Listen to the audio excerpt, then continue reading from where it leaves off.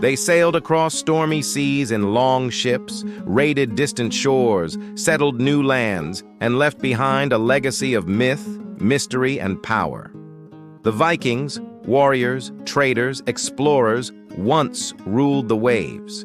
But what if I told you they might still live on in your DNA? Are you a Viking descendant?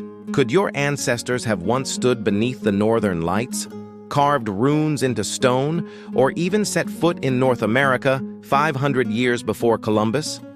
Thanks to modern DNA testing, we can now trace the bloodlines of the Norse, and you might be more connected than you think. Let's start with the basics. The Viking Age spanned from the late 8th century to the early 11th century, roughly 793 to 1066 AD. Originating from what we now call Norway, Sweden, and Denmark, the Vikings weren't a single nation, but a collection of seafaring Norse people. They didn't just raid, they traded, farmed, explored, and colonized. They founded Dublin, ruled parts of England, reached Constantinople, settled in Iceland and Greenland, and even made it to Newfoundland in Canada. These weren't just warriors, they were navigators, craftsmen, poets, and settlers. And as they moved across Europe, they left more than just ruins. They left their genes. So how does a cheek swab tell you if you're related to a Viking? It all comes down to genetics. When you take a DNA test, companies like 23andMe, AncestryDNA, or Living DNA analyze hundreds of thousands of genetic markers in your genome. Scientists compare your DNA to reference populations, both modern and ancient. By studying the DNA of Viking-era skeletons found in Scandinavia, the British Isles, and even Iceland, researchers have identified genetic signatures associated with Norse ancestry. We've mapped out specific haplogroups like I1, R1a, Z284, and certain subclades of R1b that are strongly associated with Viking populations. These markers help us trace paternal and maternal lineages back to the Norse. But here's the catch. Having Viking DNA doesn't mean you're a direct descendant of a famous raider. It means your ancestors likely came from regions where Vikings lived, traded, or settled, and mixed with local populations. Let's follow the Viking bloodlines across Europe and beyond. In the British Isles, Viking influence is massive. In fact, studies suggest up to 6% of men in England have Y chromosomes linked to Norse ancestry. In Orkney and Shetland, that number jumps to over 25%. Even in France, the region of Normandy gets its name from the Northmen, Vikings, who settled there and became the Normans.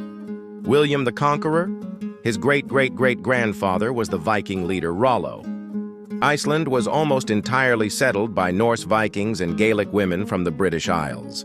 Today, over 70% of Icelandic paternal lines are Norse in origin. And in the east, the Varangians, Swedish Vikings, traveled down rivers into modern-day Russia, founding cities like Kyiv and Novgorod. They became the rulers of the Kievan Rus. So if your ancestors came from any of these regions, you might carry a piece of the Viking legacy in your genes. So you've taken a DNA test. Now what? Most tests will show a percentage of Scandinavian ancestry, but here's the thing. Scandinavian doesn't automatically mean Viking. It could reflect more recent migration from Norway, Sweden, or Denmark in the 1800s. To get closer to Viking roots, look for deeper insights, like specific haplogroups or regional breakdowns. Some companies offer Viking age ancestry estimates based on ancient DNA comparisons. We're now using machine learning to compare modern DNA with genomes from over 400 Viking skeletons. This allows us to estimate not just Scandinavian ancestry, but whether it aligns with Viking-era populations specifically. Also, consider your surname. Names like Anderson, Jacobson, or Fitzpatrick, meaning son of Patrick, but in Normandy, often from Norse roots, can hint at Viking lineage. But let's be real, DNA testing isn't perfect.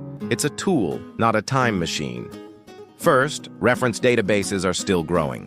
If your ancestors came from a poorly sampled region, results might be vague. Second, Viking was a cultural identity, not just a genetic one. Someone could have lived like a Viking without Norse DNA, or had Norse genes, but never sailed a longship.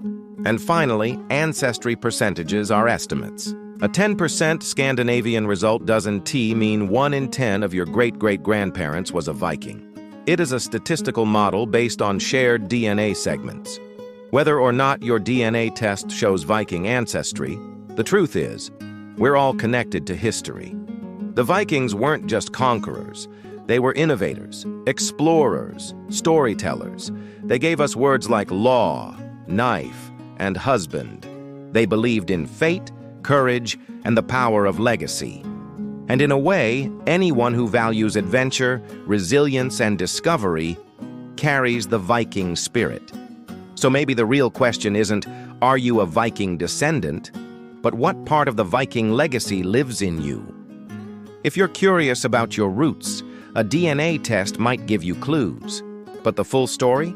That comes from digging deeper into family history, culture, and the stories passed down through generations. Because the past isn't just buried in bones and books, it's written in your DNA. Take the test, explore your roots, honor your ancestors. Like this video? Subscribe for more deep dives into ancestry, history, and identity. And if you've taken a DNA test, tell us in the comments, did you find Viking roots? They sailed across stormy seas in longships, raided distant shores, settled new lands, and left behind a legacy of myth, mystery, and power. The Vikings, warriors, traders, explorers, once ruled the waves. But what if I told you? They might still live on in your DNA.